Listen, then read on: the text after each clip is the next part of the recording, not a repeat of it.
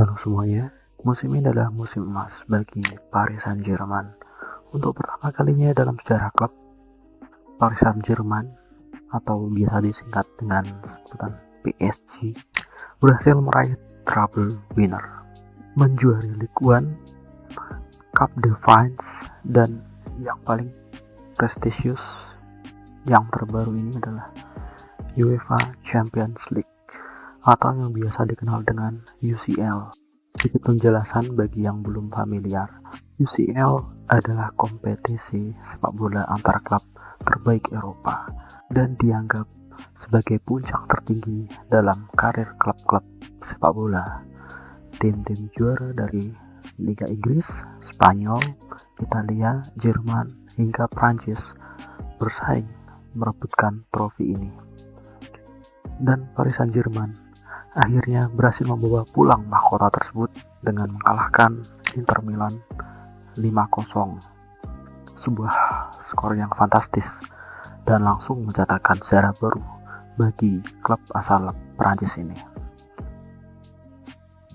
Euforia pun meluap. Ribuan fans tumpah di ruah jalan Paris. Kembang api menyala, klakson dibunyikan, bendera PSG berkibar di mana-mana. Menara Eiffel bersinar dalam warna kebesaran klub, biru dan merah. PSG mengarak trofi mereka melewati Champs-Élysées sampai ke Arc de Triomphe, disambut oleh ribuan fans yang bersukacita.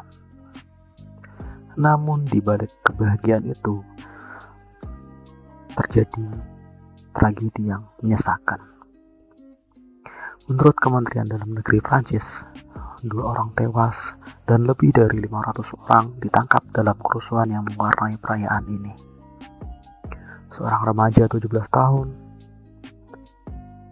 Biaks, seorang pemuda 23 tahun juga meninggal setelah ditabrak mobil saat mengendarai skuter di Prancis. 264 kendaraan dibakar, toko-toko dijarah, dan 192 orang terluka, termasuk 22 polisi dan 7 petugas pemadam kebakaran. Salah satu petugas bahkan sampai harus dikomakan akibat ledakan kembang api. Yang membuat miris, banyak dari pelaku kekacauan ini bahkan tidak menonton pertandingan. Mereka datang bukan untuk merayakan, tapi untuk merusak. Hanya untuk merusak. Presiden Emmanuel Macron menyebut insiden ini tidak bisa diterima, dan PSG pun mengecam tindakan-tindakan brutal yang tidak mencerminkan nilai klub. 5.400 aparat keamanan dikerahkan di Paris untuk mengawasi situasi, tapi kerusakan telah terjadi. Namun, sebagian besar fans tetap merayakan dengan damai. Mereka bernyanyi, menari, dan menunjukkan kecintaan sejati pada klubnya. Sayangnya, aksi indah ini tertutup oleh kabar duka. Dan disinilah kita harus berhenti sejenak merenung. Karena kejadian ini bukan sekedar masalah supporter.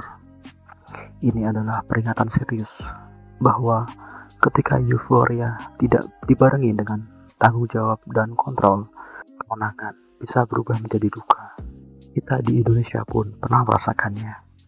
Kita semua belum lupa akan tragedi di Malang, tepatnya di Kanjuruhan, di tahun 2023 kemarin.